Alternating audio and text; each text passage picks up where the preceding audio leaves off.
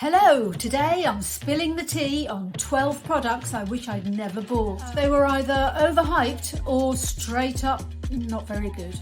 Just because something's trending or expensive doesn't mean it's good. If you love these products, that's absolutely fine. We all have different faces, different skins and different ways of applying. So it's just my honest opinion. I've done everything I can to make sure that my skin is absolutely prepped and will give the best possible result. All the products that I'm going to use are going to be listed below. First up, 2 products from e.l.f. Now, it's the bronzing drops and the CC cream. I love e.l.f. products, but these haven't really done it for me, so I'm going to just give it one more bash and see what happens. So that's the CC cream with a little bit of the bronzing drops. Now, it goes on really nicely and you get quite hopeful, but for my skin, and it may be because I've got such dry skin, they don't give me a glow and they don't give me anything that I can't get with my Maybelline Superstay. So I think Battle of the Drugstore for my foundation anyway is definitely won by Maybelline. Right, product number 3 is my Nars Glow Tempting palette, which it's a 9 shadow palette, which I have used before and I found it just hard to use. It's got a mixture of mattes and shimmers, but there's no transition shade. This is obviously just much too dark to be a transition shadow, but anyway, I absolutely refuse for this kind of money to have to use another palette or another shadow. It should all be in here. I mean, maybe that's not what NARS intended, but yeah, it's not ideal. I'm going to try this one on the outer corner just to darken the outer corner, although it's already dark. I'm just plonking it down. We'll try and blend it. I'm so torn about this palette actually, because I haven't had much fun with it, but it's kind of not terrible enough for me to declutter. I'm going to use this middle colour, which is a sort of slight duochrome. It's sort of purple, silver, blue.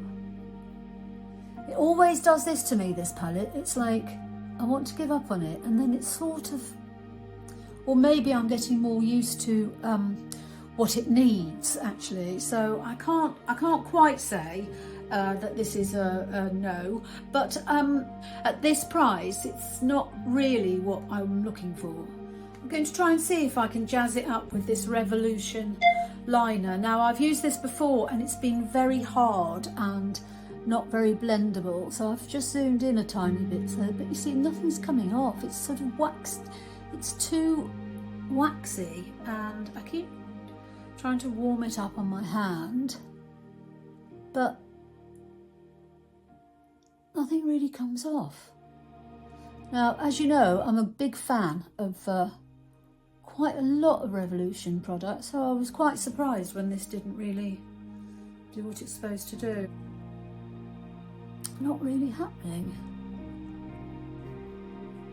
Non-existent. That, I'm not happy with that at all. Yeah, it's a no.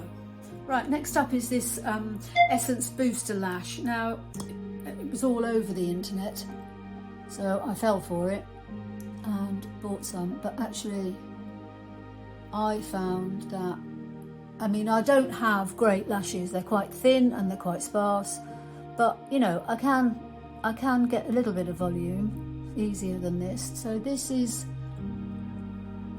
I don't think, as good as the Maybelline Sky High primer, which especially in black, which is fantastic. In fact, it's so fantastic you can almost wear it as a mascara on its own. Next, it's the e.l.f. Lash Extender. Again, you know, the Sky High mascara in black does the work in half the time. Can you see? I don't know if you can. I'll give it a couple of coats, but I've actually found this really disappointing. Because sometimes you think like, oh, it's me, because everyone's raved about it. And you think like, I'm just being really stupid. I don't know how to use mascara properly because everyone's gone mad. And there's so many other options that do, like I say, do the job in half the time. The YSL Lash Clash is quite good. That's really high end. Middle range is the Bad Gal by Benefit. And then, to be honest, my favourite is the Drugstore Maybelline Sky High in black. So the second coat I'm going to experiment. The black Sky High is fabulous, and so I thought, well, why don't I buy the Sky High in electric blue? Now it obviously isn't going to go with my eyeshadow look today, but anyway, so my second coat is going to be this. Now the black is awesome, this less so. I've sat in this chair and done this so many times and I've had absolutely no luck whatsoever. Yeah, I just can't. Right, we're halfway through and I can't promise things are going to get any better after this, but anyway, here we go. So there is method in my madness. After the blue mascara, I thought I would add this by Terry liner in aqua. Now again, I've tried this before and it just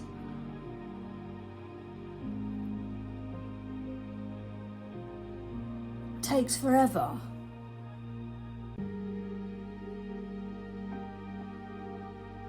To get any payoff, and literally nothing's happening.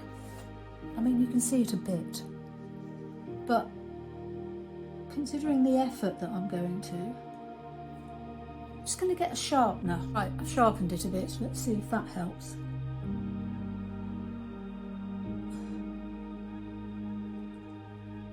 I won't declutter it, but it's definitely going in my bottom drawer, I have to say.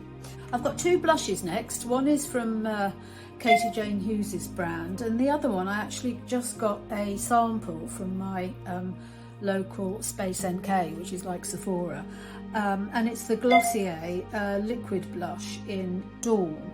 Now, I've tried the Glossier once before, and it was so pigmented that I lost my mind, basically. So I'm going to give it one more go. The state of my hands. I think you can always tell makeup that works by the state of the back of your hand or your palette if you use one, because you have to work so hard. You see, look at it. It's just a completely clean brush.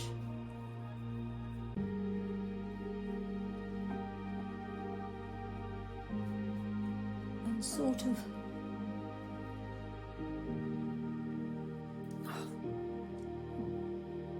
no. Right, I have just added a little bit of my Fenty bronzer in Mocha, the Matchsticks one, and I have washed my hands and my sink turned completely orange and I had to soap up my hands 3 times to get that stuff off. But this is the Katie Jane Hughes in Soft Tomato, and I still think it's a good topper. So is that a keep? I don't know. I've literally used every brush that I own, just to keep going with the clean ones, just to blend that in. Does it make any difference? I just don't want to let it go, but it never really delivers, and if I wasn't doing this video I wouldn't actually be using it. Next up, really expensive Surratt highlighter. I find this, I think it just settles into all my lines. In fact, it settles into lines I didn't even know I had. I mean, it is really nice. That's kind of why I bought it, really, but wherever you put it, that's where it stays. It doesn't actually blend. See, I'm trying to blend this a little bit. I mean, it does give a nice glow, I'll give you that. I've got 3 products next, so I've added some lip liner. Now I've had a look in the mirror.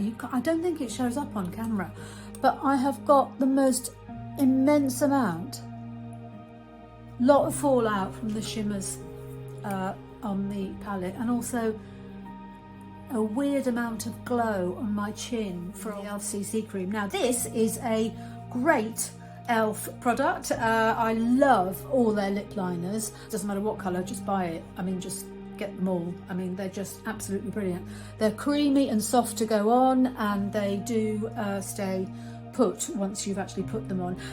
And the reason that I'm adding this is because I've got 3 products. I'm not going to use them all at once, but I've got 3 products that are going to need all the help they can get. So first of all, Rare Beauty lip oil in Joy.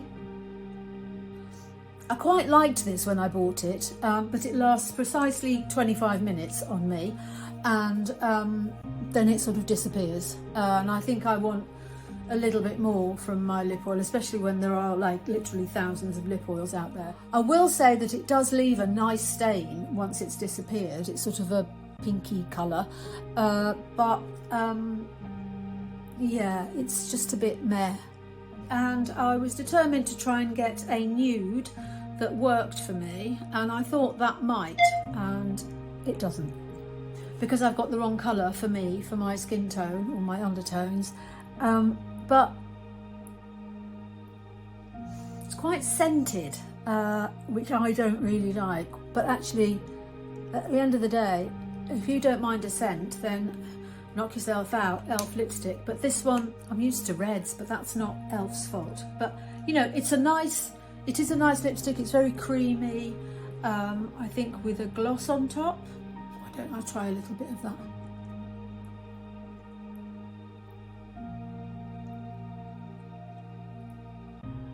Little bit of that Rare Beauty lip oil on top. Not so bad, not so bad. But yeah, love all the e.l.f. lipsticks. It's just I've had trouble getting this one to work, but actually that's not too bad, is it? So finally, I've got the Maybelline Vinyl Ink in 105 Golden. Let's try that one. Now, I do like this one. There's nothing golden about it. The only thing that I find quite annoying about this is it doesn't quite dry down. So it's quite sticky. It's a nice colour, like I say, not golden. In fact, that's what they should have called it, not golden.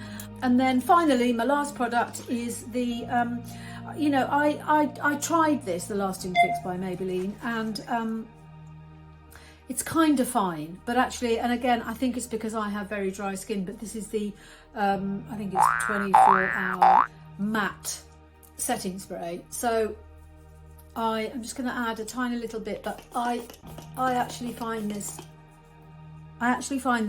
like hairspray, like literally like hairspray, and I wore it yesterday just to give it one more test, and I literally couldn't wait to get home and wash it off my face. I could tell it was the setting spray as opposed to any makeup, because I've used that makeup before, but it was just a little bit like, I felt like my face was going to crack if I tried to move it, and it just made everything look dull. So it's quite wet at the moment, so it's you know, it looks quite glowy, and I know you're kind of saying like, what's she moaning about? They look all right. It does look all right. It just doesn't look all right for very long. Nothing does, actually.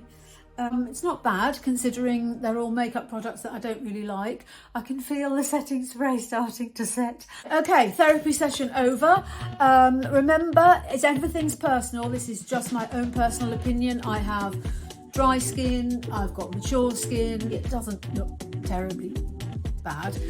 Thanks for hanging out with me. I hope it's been useful. Stay glowy.